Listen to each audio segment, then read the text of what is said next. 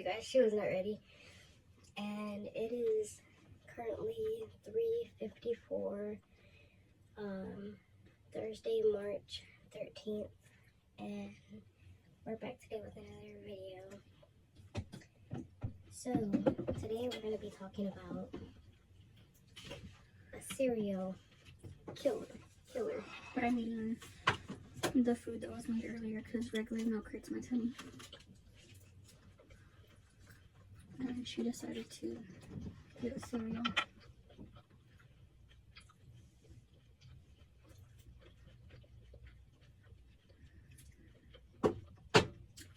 Yes. So,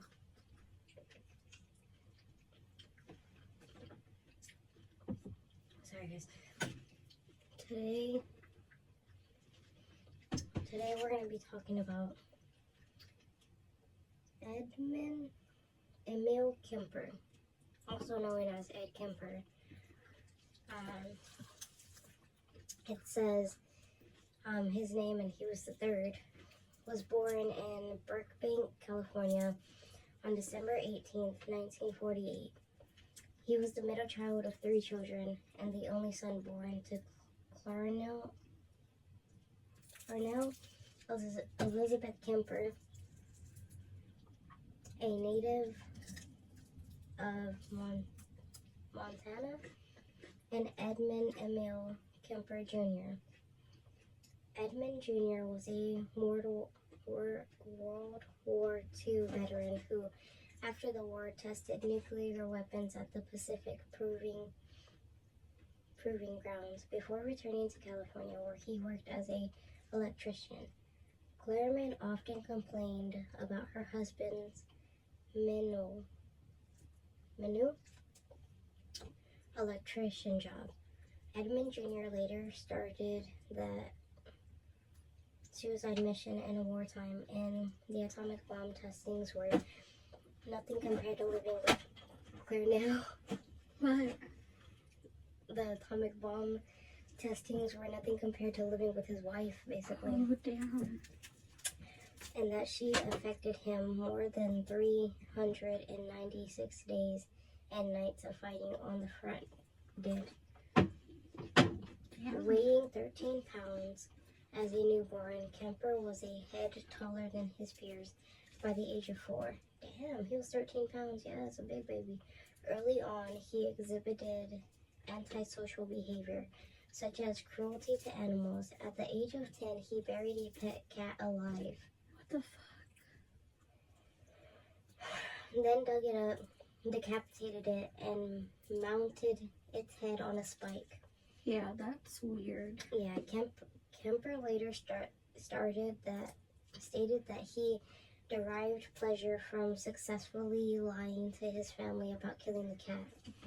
At the age of 13, he killed another family cat when he perceived it to be favoring his younger sister, Alan Lee Kemper, over him.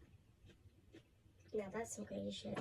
So the cat was like getting more of her attention than he was, his own sister. He kept pieces of it in his closet until his mother found them.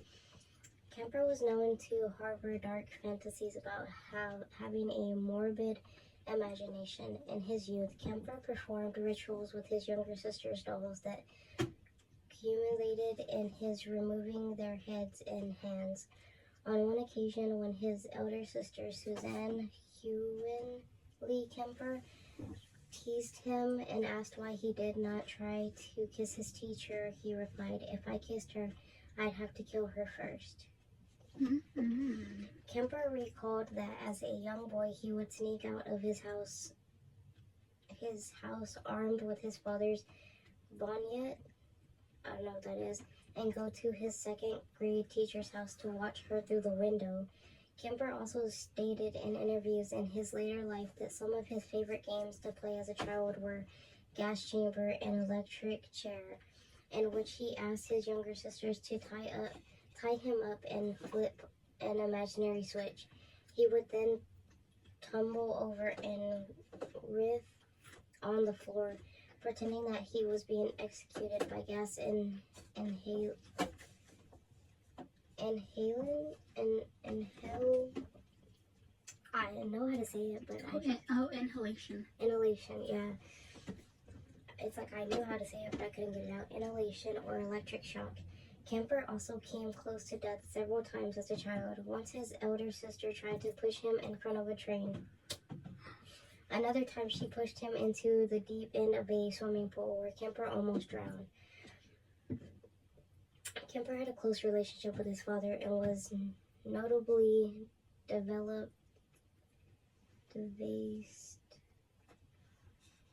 devastated when his parents separated in 1957 and divorced in 1961.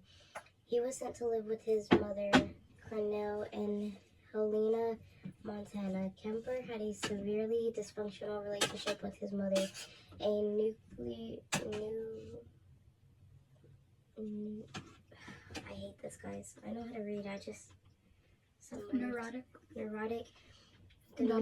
Domineering, alcoholism, who frequently belittled, humiliated, and beat him with a belt. Clarinet often made her son sleep in a locked basement because she feared that he would harm his sisters. Regularly mocking him for his large size, he stood 6 foot 4 inches by the age of 15 and derided him as a real weirdo. In a phone conversation to Kemper's father, unaware that her son had been eavesdropping, she also referred to show Kemper affection out of fear that she would turn him gay, and told the younger Kempers that he reminded her of his father and that no woman would ever love him. See, that's sad. Kemper later described her as a sick, angry woman, and it had been postulated that she had borderline personality disorder. At the age of 14, Kemper ran away from home in an attempt to rekindle with his father in Van Nuys, California. Once there, Kemper learned that his father had remarried and now has a stepson. Kemper stayed with his father for a short while until the elder Kemper sent him to live with his paternal grandparents, who lived on a ranch in foothill of the Sierra Nevada on Road 224. After about 2 miles west of town of North Forks. Kemper hated living in North Forks. He described his grandparents as senile. Damn, was everyone just mean to him? I guess so, senile, and said that his grandmother was constantly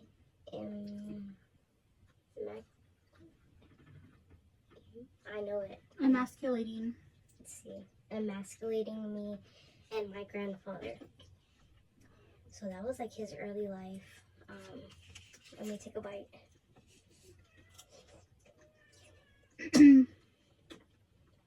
1 second. I don't understand though, like, when kids are weird, when they're growing up, or they do like twisted things, you need to help them. But the mom was dysfunctional herself, though. Yeah, but that's what I'm saying, though. Like, that's why he leaned more towards his father. He had his father, he had his mother, and his grandparents, and it's like every adult he went to didn't help him like he needed. Like, I've been known some weird children, and I'm just like, oh, wait, hold up. But, like, you don't just like, shove them away, you know? Yeah. There has to be a way to help them. But a lot of people just, like, they don't care to.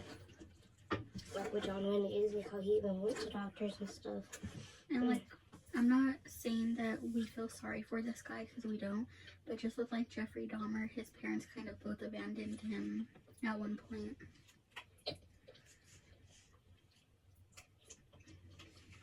And he always, like, craved attention, but, like, was scared of rejection.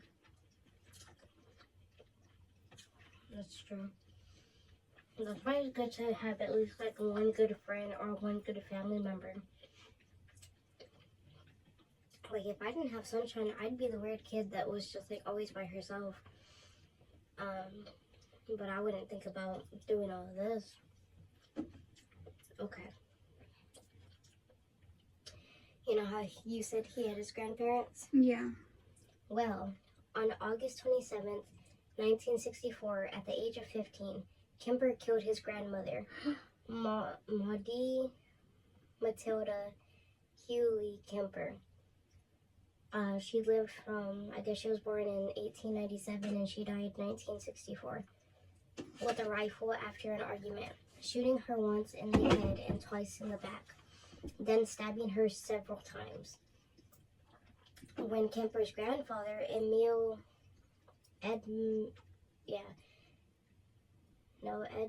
Emil Kemper Sr., 1892 to 1964, because that's when he was like born and died, came home, Kemper fatally shot him in the driveway. Kemper phoned his mother, who told him to call police. Kemper did so and waited for police to arrive. Kemper told police that he, in his own words, just wanted to see what it felt like to kill Grandma, and later said he killed his grandfather because he would be angry with Kemper. Psychologist, right? Oh, psychiatrist. Psychiatrist Donald Lunet, who interviewed Kemper during adulthood, wrote, in his way, he had avenged the rejection of both his father and his mother. Kemper's crimes were deemed incoherent. No, that can't be right. Oh, incomprehensible. Thank you. For a 15-year-old to commit. In court, psychiatrists diagnosed him with paranormal schizophrenia. See, and then y'all know that there's something wrong with them, but y'all refuse to help them, bro. He was sent to some state hospital, a maximum security facility in San Luis County that housed mentally ill convicts. Imprisonment, 1964 to 1969. At California Youth Authority, psychiatric and social worker disagreed with the court psychiatric diagnosis. These reports stated that Kemper showed no fight of ideas, no interference with thought, no expression of delusion or hallucinations, and no evidence of bizarre thinking. They would observe him to be intelligent and introspective. Initial testing measured his IQ at 136, more than 2 standard deviations above average.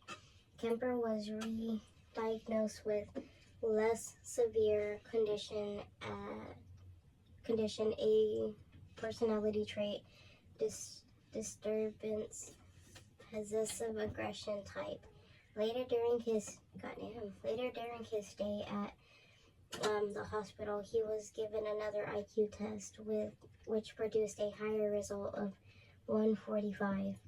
Kemper endured himself to his psychiatric by being a model prisoner, and he was trained to administer psychiatric tests to other inmates, which is crazy. A psychiatrist later said he was a very good worker, and this is not typical of sociopaths. He really took pride in his work. Kemper also became a member of JC's while in Atco, I don't know, like the place where the hospital was, and claimed to be developed some new test and some new skills on the Minneapolis Multiphysic Personality Inventory, specifically in Albury Hostility Scale. During his work with mental psychiatrics, after his second arrest, Kemper said that being able to understand how these tests function allowed him to manipulate his psychiatrics, admitting that he learned a lot from the sex offenders to whom he administered tests.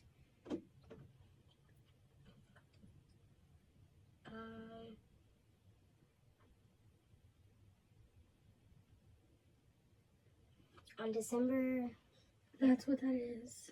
What? Excuse me. I was like interested when we did the other video of John Gacy, because I was like, they had mentioned the JCs, and I was like, what the hell? Like, what is that? So I looked it up, and it says that. Well, wait, give me 1 second. I lost it. Oh my gosh, please don't embarrass me. I just had it pulled up. Okay, it says the JC is also known as the United States Junior Chamber, or JCI USA, is a leadership training and civic organization for individuals from 18 to 40, focused on community service, individual development, and international connections. They're a global community, and they believe in taking collective action to improve themselves and the world around them. It says they engage in a wide range of activities, including community development projects, international initiatives, and individual training. So basically, they're kind of like an older Boy Scout theme, I guess. I mean, that's what I would say or think, but I don't know. But yeah, they're just a group. Okay.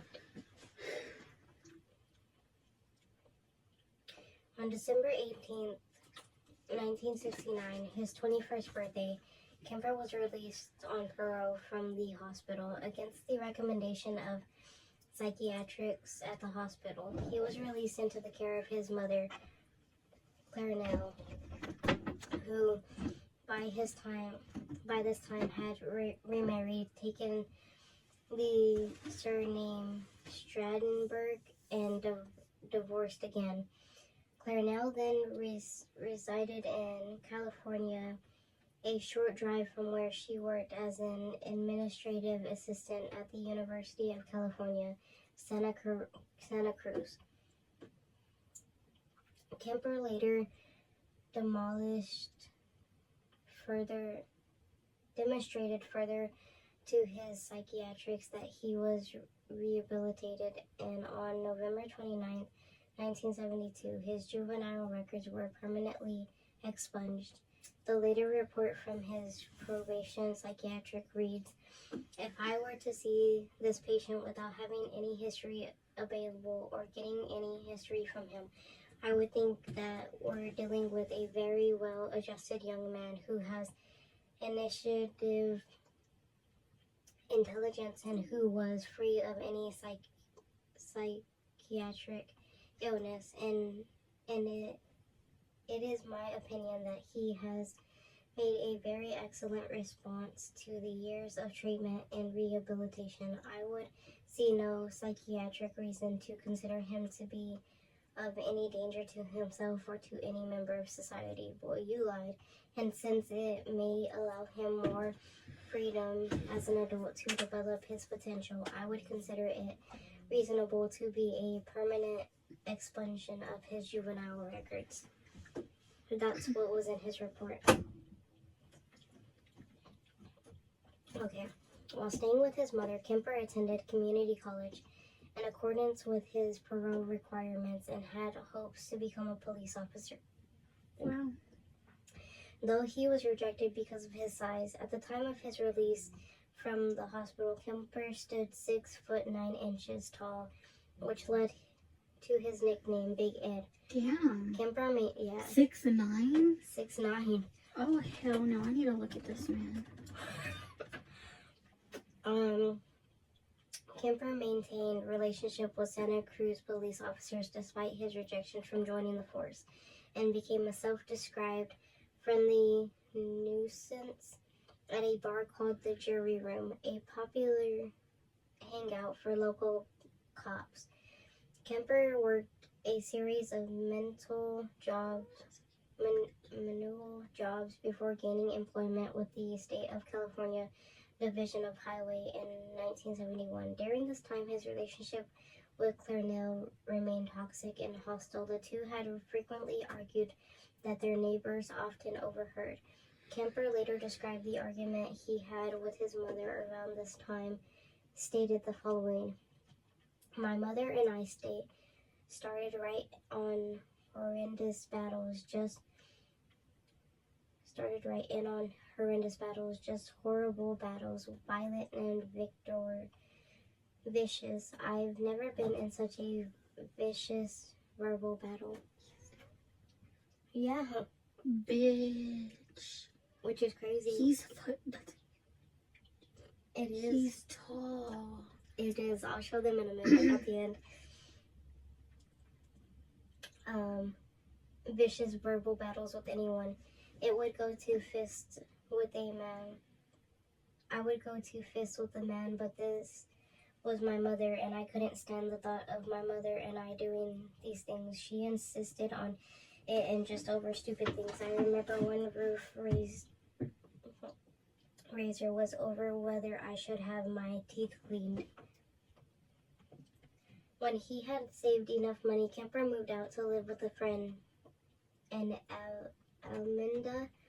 There, he still complained of being unable to get away from his mother because she regularly phoned him and paid him surprise visits. He often had financial difficulties, which resulted in his frequently returning to his mother's apartment in Optos. Kemper, who was then in his early 20s, met a female student from Turlock High School at a Santa Cruz beach, and the two became engaged in March 1973. Damn, I didn't say all that. Their engagement lasted over a year before being broken off due to Kemper's second arrest. Her parents requested her name not be revealed in the public.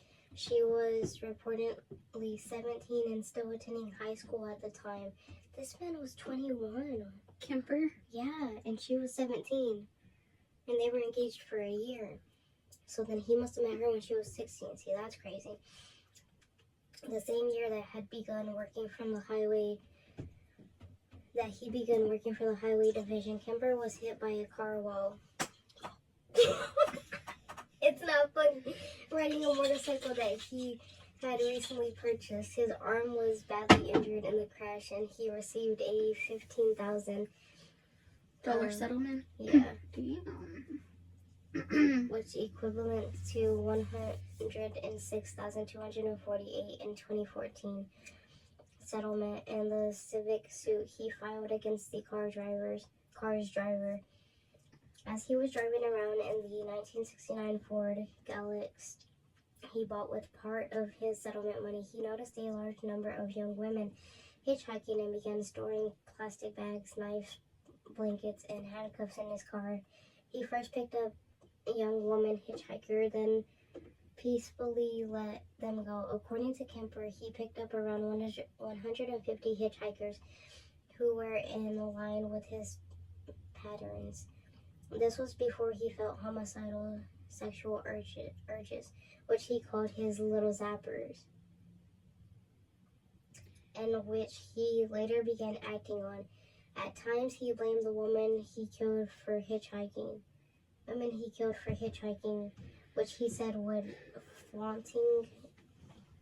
flaunting in my face the fact that they could do any damn thing they wanted, and that society is a screw up as it is. Okay, later murders. Between May 1972 and April 1973, Kemper killed 8 people. He would pick up female students who were hitchhiking and took them to isolated areas where he would shoot, stab, smother, or strangle them. He would then take their bodies back to his house where he decapitated them, performed... What did he do? I I no, that was an That's accident. I don't know how to say that word. He performed Iramadio On their fuck is severed that? head. I'm guessing oral. No, because there's no way. I mean, I can click on it and it'll take No, me I'm looking it up. Iramadio is a form of oral sex See? in which someone thrusts. Girl, this is YouTube. This one. Penis into another person's, in contrast to where that is being actively. Ew, the difference lies mainly in which party takes the active part. You nasty motherfucker. I'm sorry. I was We're reading not it supposed too. to use that word anymore. It's a bad word, guys. Please Yeah. don't use it. But anyways, You dirty son of a bitch. nasty bastard. On And their. that's 'cause I'm sorry. I wanted to feel sorry for him. Because I was like, you know what? No, nothing excuses the fact that he murdered innocent people. Nothing excuses that fact at all. However, it's like everything you're saying that he went through as a child, where everyone just kind of like failed him. I was like, bro, what if that has to be a reason, or like part of the reason why he became like that? Because he used his anger and took it out doing that to people, which doesn't make it right, but he's still a victim in a way because how he was abused by his parents, verbally, physically, probably, Abandoned by his father. and then his grandparents too. So I was like, that has to take into account why he was the way he was. But you're sick for doing that. Like, literally, they were already dead and you just like made it. It's like you fucking He killed them and then he decapitated it's like them. you murdered them, then pissed on them. And no, I'm not trying to be funny. I know you're not. I'm really not. But like, that's fucking low. Like, you already killed them, bro. Why are you doing like what? Like, it's already bad. Oh, listen to this. After he did the oral thing with their head, with their severed heads, Severed. he had sexual encounters with their corpses Oh, and so then you like dismembered necrophilia. them. So you liked necrophilia Like, too? they didn't have a head, Bitch. and he like. Can I tell you something real quick, guys? Real quick. I put this on everything that I love. That when I was 19 years old, I was talking to a guy, and he had to be like between the ages of 22 and 27. And I didn't know better. I just wanted like to talk to somebody. You know, my mother had passed away when I was 18. I just wanted attention from somebody. I was living in Colorado by myself. Oh, I that really was didn't have no after. one to talk to. So like I was like, you know what? Let me talk to guys. Let me talk to guys. So I like got this dating app, but it was like to meet people locally. And tell me why this guy, I don't remember his name. I wish I did. That was like 8 years ago. I'm old. That was like 8 years ago, guys. Tell me, this guy literally told me, if we met up, could I act like you were dead if we did it? Literally. I was so young and I was so scared. I was like, what are you talking about? And he's like, well, do you know what necrophilia is? And I was like, no, I've never heard of that. I'm 19, but I've never heard of that. And he was like, well, you should look it up. So I think I did end up looking it up. And necrophilia is basically where they get sexual pleasure of having intercourse with an unalive body. So he literally asked me if I would play so he could like get off to that. And I promise you on everything I love, this dude was into necrophilia. Like, he talked about it often. And then it got to the point where I think either I blocked him or I stopped answering him, so he blocked me altogether. But, like, that shit is sick, and that reminded me of that story of that guy that I used to text and talk to. I'm glad I never met up with him because I was just 19, but yeah. That shit was creepy. It doesn't matter. He was what? I figured.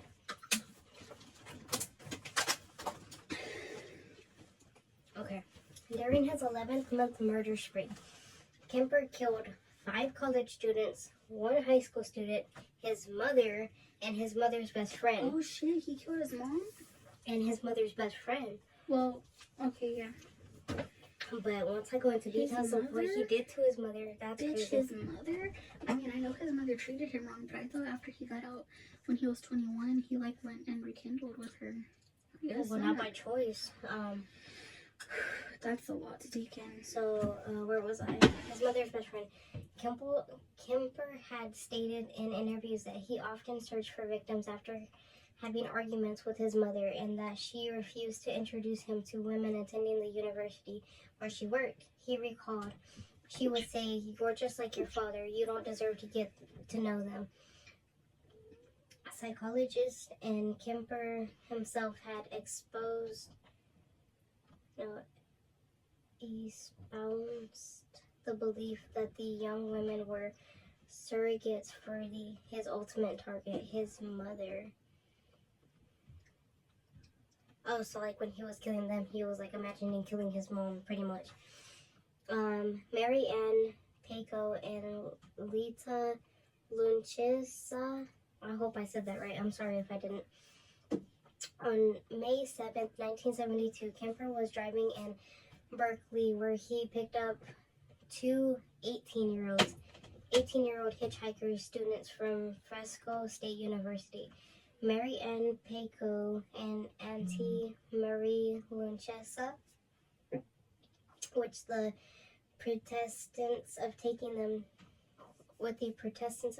to Stanford University. After driving for an hour, he managed to reach a secluded wooded area near Amanda, with which he was familiar from his work at the highway department. Without alerting his passengers that he had changed directions from where they wanted to go, it was there that he handcuffed Paco and locked Lucia in the trunk, then stabbed and strangled Paco to death, subconsciously killing Lucien in a similar manner. Kemper later confessed that while handcuffing Paco, he brushed the back of his hand against one of her breasts, and it embarrassed him, adding that he said, "Whoops, I'm sorry," or something like that, after grazing her breast. Despite murdering her minutes later, he also noticed that he chose the woman because they seemed upper middle class. Of a better class of people than the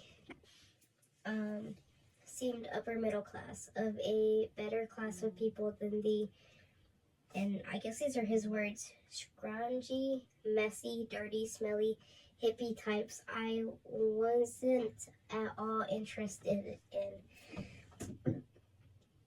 Kemper put both of the women's bodies in the trunk of his Ford Galaxy and returned to his apartment. He was stopped on the way by a police officer for having a broken taillight, but the officer did not detect the corpses in his car. Kemper's roommates were not at home, so he took the bodies into his apartment where he photographed and had sexual intercourse with the naked corpses before dismembering them.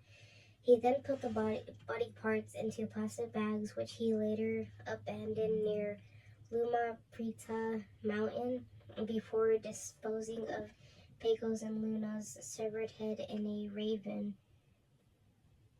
Ravine? Ravine. Right there. Right there. Before disposing of Pesky's and Luchesa's severed heads in a ravine, Ravine, okay. It's like not a raven. Kemper engaged in, his dirty work with both of them. In August of that year, Paco's skull was found on Loma Prieta Mountain. An extensive search failed to turn up the rest of Paco's remains or a trace of Lucha. His next victim, Anko Ku. I hope I was saying that right. Let me see. Is she Asian or? I think so, maybe. Aikoku. Or maybe like Samoan or something. Yeah, something. Sorry if I'm not trying to be offensive. On the evening of September 14th, 1972, Kemper picked up a 15-year-old. Yeah, I forgot. She was his youngest victim. He picked up a 15-year-old dance student named Aika Ku, who had decided to hitchhike to a dance class after missing her bus. He again... This hoe knocked. Do I let her in? You can, it's fine. Come on, little kitty. I know, be quiet. Who had decided to hitchhike to a dance class after missing her bus. He again drove to a remote area where he pulled a gun on Koo before accidentally locking himself out of his car. You dumb. Okay, however, Koo let him back inside despite the fact that the gun was still in the car. Mija. She was 15. And maybe she didn't see the gun. We're gonna have to go watch something on Bro, this. for real, this is making me so mad. Like, for one, she's a kid. Who told her hitchhiking was okay? It's not her fault. But it's that the happened. 90s. Yeah, but still, who told her hitchhiking was okay? And to get in a car with a stranger, let alone a man. I'm not saying that's women. big. I'm not saying women are any better. Is 'cause that big? women are psycho and evil too. But like, Don't start your shit, Sassy. okay, listen, guys. Women can be just as bad as men. But what I'm saying is, okay, the fact that she literally was 15, hitchhiking, and like that too, I do not blame her. I'm just frustrated for her. But like, I just, like, did she not have a gut feeling like this man is evil? Because you can tell or have feelings when you're around danger or like something bad. I just tried to hit him and piss me off.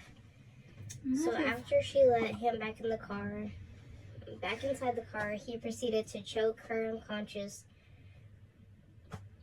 rape her, and kill her. Kemper subconsciously packed Koo's body in the trunk of his car and went to a nearby bar to have a few drinks, then returned to his apartment. He later confessed that after exiting the bar, he opened the trunk of his car, admiring his catch like a fisherman. Back at his apartment, he had sexual intercourse with the corpse, then dismembered and disposed of the remains in a similar manner as his previous two victims. Koo's mother called the police to report the disappearance of her daughter and put up thousands of flyers asking for information, but she did not receive any responses regarding her daughter's location or status. Cindy Skaw, on January 7th, 1973, Kemper, who had moved back in with his mother, was driving around the Cabrera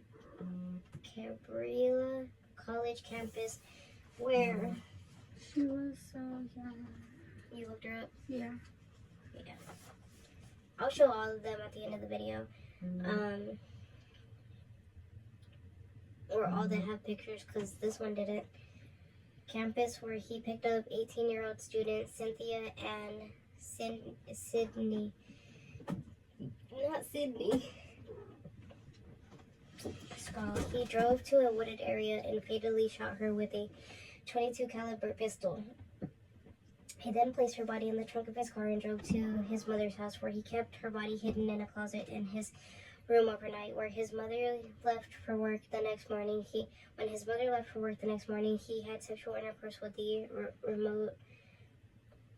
and removing the bullets from Sydney's corpse, then dismembered and decapitated her in his mother's bathtub. Kemper kept Sydney's severed head for several days, regularly engaging in oral with it, or like that strange word I don't know how to say. What the fuck is Then buried it in his mother's garden, facing upwards towards her bedroom. After his arrest, he stated that he did this because his mother always wanted people to look up to her. He discarded the rest of Sydney's remains by throwing them off a cliff over the course of the following few weeks. All except Sydney's head and right hand were discovered and pieced together like a jigsaw puzzle. A pathologic macabre. Determined that Sydney had been cut into two pieces with a power saw. Rosalind Thorpe and Alicia Liu. On February 5th, 1973, after a heated argument with his mother, Kemper left his house in search of possible victims, with heightening suspicions of a serial killer preying on hitchhikers in the Santa Cruz area. Students had been advised to accept rides only from cars with university stickers on them.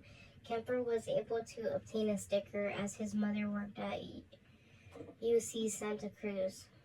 He separately encouraged 23-year-old Rosalind Heather Thorpe and 20-year-old Alicia Helen Allison Liu on the UCSC at campus.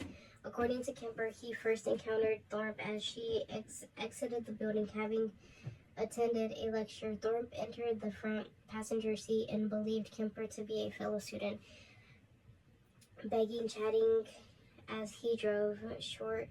Shortly thereafter, he observed Liu, who he described as a small Chinese girl, thumbing a ride. Kemper stopped his vehicle and Liu entered the back seat of his car. Shortly thereafter, Kemper slowed his vehicle, then shot Thorpe in the head with a .22 pistol. He then turned towards Liu as she cowered and squirmed in the back seat of his car. His first two shots missed the terrified girl, although his third bullet hit her in the temple. Their bodies were then wrapped in blankets. Kemper again brought his victims back to his mother's house. This time he beheaded them in his car and carried the headless corpse into his mother's house to have sexual intercourse with them. He then dismembered the bodies, removing the bullet to prevent identification, and discarded their remains the next morning. Some remains were found at Eden Canyon a week later, and more were found near Route 1 in March. When questioned in an interview as to why he decapitated his victims, he explained, "The head trips fantasies were a bit like a trophy. The head trip fantasies were a bit like a trophy. You know, the head is where everything is at. The brain, eyes, mouth, that's the person. I remember being told as a kid, you cut off the head and the body dies. The body is nothing after the head is cut off. Well, that's not quite true. There's a lot left in the girls' bodies without the head." Bro, you're just sick. Sicko, evil. Clarine Elizabeth Kemper and Sally Heenan. This is the one that I've been wanting to read. I'm not excited that he killed anybody, but this is the one I've been wanting to read to you. On April 20th, 1973, Kemper was awakened by his mother, Clarnell Stradberg, coming home from a party. While sitting in her bed reading a book, she noticed Kemper entered her room and said to him, "I suppose you're going to want to sit up all night and talk now." Kemper replied, "No, good night." He waited for her to fall asleep, then he snuck back into her room, which, how does a big nigga like that sneak in your room? I'm sorry. To bludgeon her with a claw hammer and slit her throat with a penknife.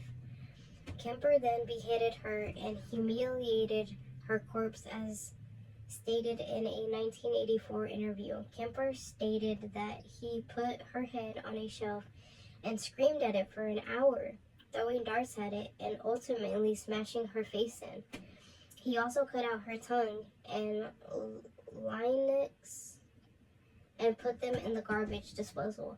However, the garbage disposal could not break down the throat vocal cords and ejected the tissue back into the sink. That seemed appropriate, as much as she'd bitched and screamed and yelled at me over so many years, Kemper later said. Kemper hid his mother's corpse in a closet and went to drink at a nearby bar. Upon his return, he invited his mother's best friend, 59-year-old Sarah Taylor Sally Hallett, over to the house to have dinner and watch a movie. When Hallett arrived, Kemper strangled her. He subconsciously put Hallen's corpse in a closet, obscured any outward signs of disturbance, and left a note to the police. It read, APPX, 5:15 a.m., Saturday. No need for her to suffer anymore at the hands of this horrible, murderous butcher. It was quick, asleep, the way I wanted it. Not sloppy and incomplete, gents. Just a lack of time. I got things to do. He said that about his own mother. That's crazy. Afterward, Kemper fled the scene. He drove nonstop to Pueblo, Colorado, taking caffeine pills to stay awake for the over 1,000-mile journey. He had 3 guns and hundreds of rounds of ammunition in his car, and he believed he was the target of an active manhunt. After not hearing any news on the radio after the murders of his mother and Hallett, when he arrived in Colorado, he found a phone booth and called the police. He confessed to the murders of his mother and her best friend, but the police did not take his call seriously, and that's the fucking problem. They did not take his call seriously and told him to call back at a later time. Several hours later, Kemper called again, asking to speak to an officer he personally knew. He confessed to that officer of killing his mother and her best friend, then waited for the police to arrive and take him into custody. Upon his capture, Kemper also confessed to the murders of the six students. When asked in a later interview why he turned himself in, Kemper said, "The original purpose was gone. It wasn't serving any physical or real or emotional purpose. It was just a pure waste of time emotionally. I couldn't handle it much longer. Towards the end there, I started feeling the folly of the whole damn thing, and at the point of near exhaustion, near collapse, I just said to hell with it and called it off." His own words. That's why he turned himself in, because he wasn't getting the thrill anymore.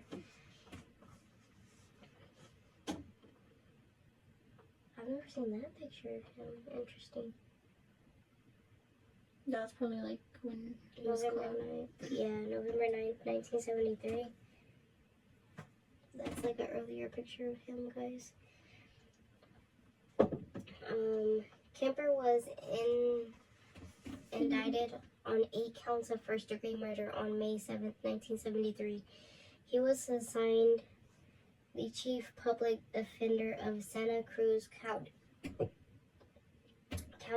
Attorney Jim Jackson. Due to Kemper's exclusive and detailed confession, his counsel only option was to plead not guilty by reason of insanity to the charges. Kemper attempted suicide twice while in custody. His trial went ahead on October 23, 1973. Three court-appointed psychiatrists found Kemper to be legally sane. One of the psychiatrists, Dr. Joel Ford, investigated his juvenile records and the diagnosis that he was once psychotic. Ford also interviewed Kemper, including under true serene, and replayed to the court that Kemper had engaged in cannibalism, allegedly that he sliced flesh from the legs of his victim, then cooked and consumed them strips of flesh in a casserole. Yeah, you're white. Nevertheless, Ford determined that Kemper was fully cognizant. Oh, cognizant. In each case, and stated that Kemper enjoyed the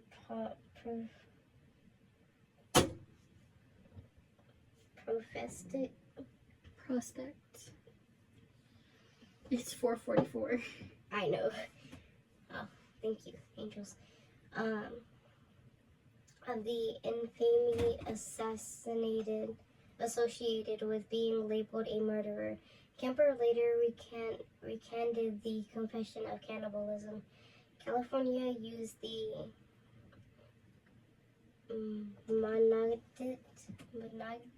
monognate standard, which held that for a defendant to establish a defense on the grounds of insanity, it must be clearly proven that at the time of the committing of the act, the party accused was laboring under such a defense of reason for disease of mind, and not to know the nature of quality of the act he was doing, or if he did not know it, that he did not know he was doing what was wrong. Kemper appeared to have known that the nature of his acts was wrong, and he had showed signs of malice aforethought. On November 1st, Kemper took the stand. He testified that he killed the victims because he wanted them for himself to possess, possessions, and attempted to convince the jury that he was insane based on the reasoning that his actions could have been committed only by someone with a apprehended mind. He stated that two beings inhabited his bodies, and that when the killer personality took over, it was kind of like blacking out. Like, no, sir, you're whatever. On November 8th, 1973, the 6-man, 6-woman jury deliberated for 5 hours before declaring Kemper sane and guilty on all counts. He asked for the death penalty, requesting death by torture. However, with a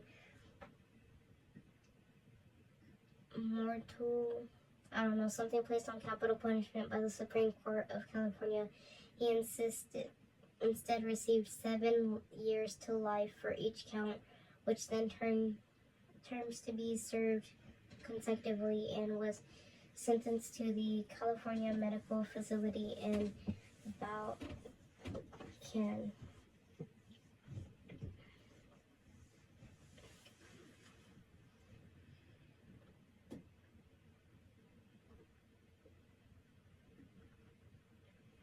In the California Medical Facility, Kemper was incarcerated in the same prison block as other notorious criminals such as Herbert Mullen, I don't know who that is, and Charles Manson. Kemper showed particular disdain for Mullen, who committed his murders at the same time and in the same areas as Kemper.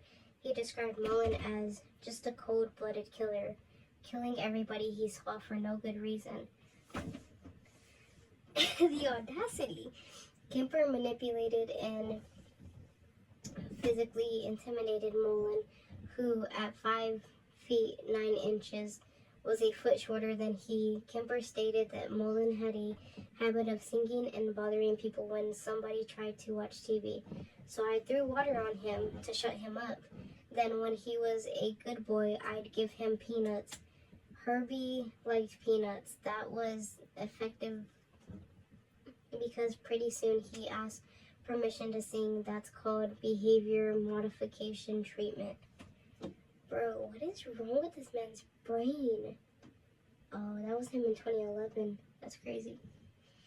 Kemper remained amongst the general population in prison and is considered a model prisoner. He was in charge of scheduling other inmates' appointments with psychiatrics and was a accomplished craftsman of ceramic cups. He was also a prolific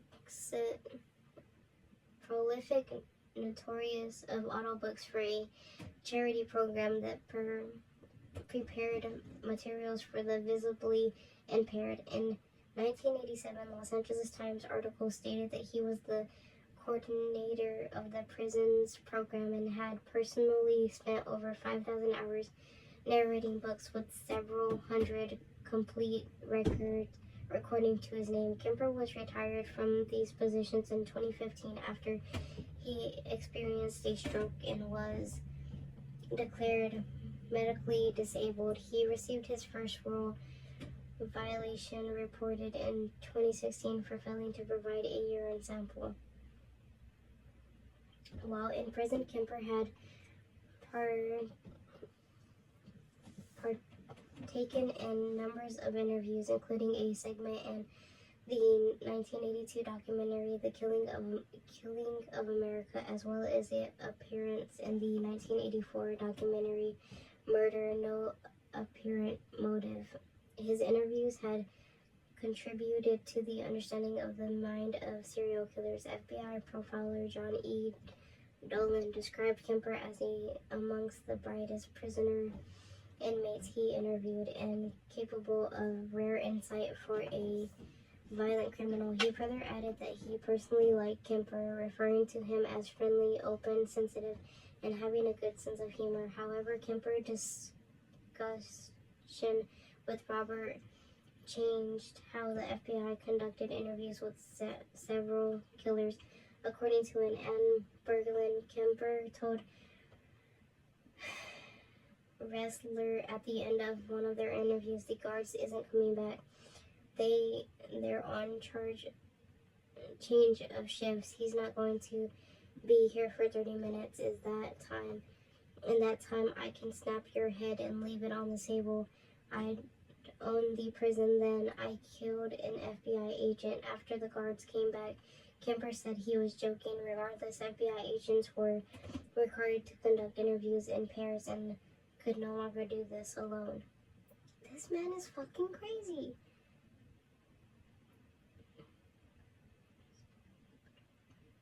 Kemper, in the forthcoming about the nature of his crimes, had stated that he partaked in the interviews to save others like himself from killing. At the end of his murders, no apprehended motive in interview, he said, "There's somebody out there that is watching this and hasn't done that, hasn't killed and wants to, and reached inside struggling with that feeling, or is so sure they have it under control. They need to talk to somebody about it, trust somebody enough to sit down and talk about something that isn't a crime. Thinking that way isn't a crime. Doing it isn't just a crime. It's a horrible thing. It doesn't know when to quit, and it can't be stopped easily once it starts." He also conducted an interview with French writer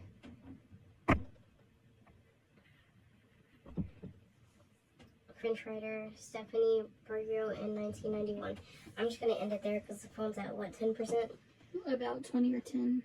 But basically, that man was crazy. He killed 5 college students, 1 high school student, a 15-year-old, his mother, and his mother's best friend, and then turned himself in because he wasn't getting the thrill of killing no more.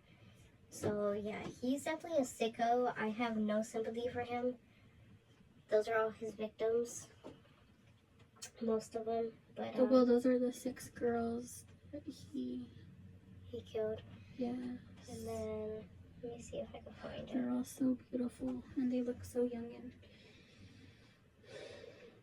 like they still had, they did have life ahead of them. And it's crazy because most of them would still be alive today. Right. Just like him. They would be like, what? Their 40s or 50s. Yeah. I'm trying to find that picture. This one.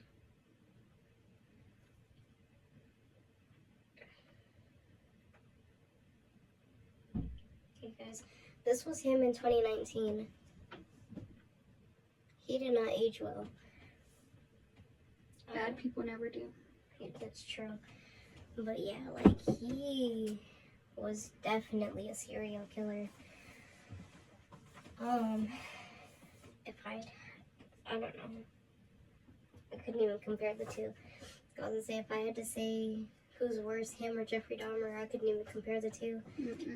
But they're both sick. Both sickos on that dumbass shit. But yeah, guys, that was just crazy. He was crazy within himself.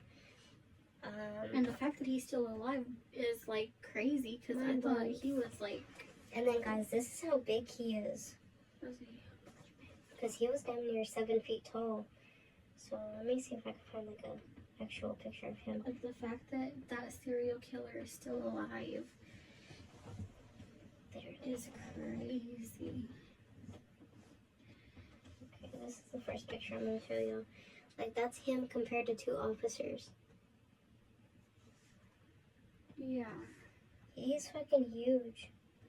And then the fact that he told an FBI agent, like, I could snap your neck and leave it on the table right now because the cars won't be back until 30 minutes.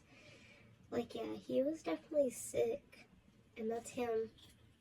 He's a big man for sure.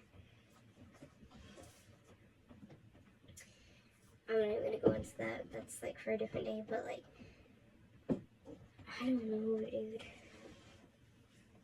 I mean, I guess that could be true. I'm having a whole ass conversation in my head, but like, no, because I was just thinking, like, how does God create people and he knows that they're gonna do these horrible things? But then I'm like, well, he's not creating them with the intention of them doing the horrible things. So like, I can see it. But anyways, your thoughts? I just think he's sick. Like, I wanted to feel bad for him, like I said, and then it was just like, don't get me wrong, like, y'all hear me out when I say this. If he killed his parents and his grandparents, it's not justified at all. But, like, you would understand the reasoning a little behind why he did it, because they all treated him horribly as a child. So, like, yeah, you'd be like, okay, well, yeah, that's really messed up. He shouldn't have murdered them at all. But I could see where he would have, like, the process or the thought would have came in his, like, the thought would have come into his mind because of, you know, the abuse he went through. But, like, the innocent ones that he just The murdered, 15-year-old. the innocent ones he murdered, he, like, did disgusting things too. Like, those murders are not justified. I mean, not that the other murders are justified, but they're, like, understandable. Like, you could see, okay, that usually is something that happens when some kids grow up with their parents yelling at them, or, like, abusive, or, like, stuff like that, and they grow up and harm their parents. Okay, it's not justified, but we understand, because it's, like, that stuff makes them, you know, have those thoughts, and then it builds up into, like, the actual thing. But, like, I don't know about, like, it's just hard to feel bad for him now, knowing what he did to all of those innocent girls. And all of them with the 15-year-old, bro. Like, she was 15. I don't know. I mean, may they all rest in peace, like, because none of them deserve that. But, like, I just feel bad for her because she was so young. He's alive still. You're really shocked about that? Yeah, because most of the serial killers we've read on, they're all already dead, or, like, they got the death penalty, or they just, like, died, you know? And the fact that he's still living and breathing the same, he had like, a stroke. But also, like, it is crazy because, like, I feel like if somebody did want to, like, attack him, like they did Jeffrey Dahmer, like, they'd probably think twice because they're like, that's a big man. I'm not even gonna, that nigga's gonna kill me. And then if they do have him, like, isolated too. Yeah. But yeah, guys, let us know what y'all think, and let us know if y'all have ever heard of these cases that we're talking about. If y'all have and we didn't mention anything that might have been left out, let us know in the comments, and just let us know what you guys think, because that was horrible. It was. And there's more to come. A lot more to come. Sadly, there's a lot of serial killers. Dude, for real. Like, everybody want to be famous through murder. But yeah, guys, I guess just help us reach our goal of 10,000 subscribers, guys. Aren't we glad that we're making videos instead of harming people? Dude, for real. But, yeah. And it's not even because of the consequence of, like, getting caught and having to go to jail, but, like, just killing somebody. Like, I'm not that kind of person. Like, I could never. So it's not even like, oh, well, if I did it, I'm gonna go to jail. Like, even if somebody hurt somebody that I love, like, the most I would do is whoop your ass. That's it. Like, yeah, I don't know, guys. But, That's like, kind of just there. taking it to the extent of, like, taking somebody's life is just crazy. Like, I couldn't see myself doing that. I don't know. That's crazy. But yeah, guys, help us reach our goal, 10,000 subscribers by next year. We would greatly appreciate it. We love you guys. And with much peace and unconditional love, we will see you guys in the next video. It's literally about to be 5 in the morning. But yeah guys, we'll see you guys in the next video. Bye. Thank you. Love you. Cruising down the highway, windows down low. Sunset paints the sky in a fiery glow. Mountains rise up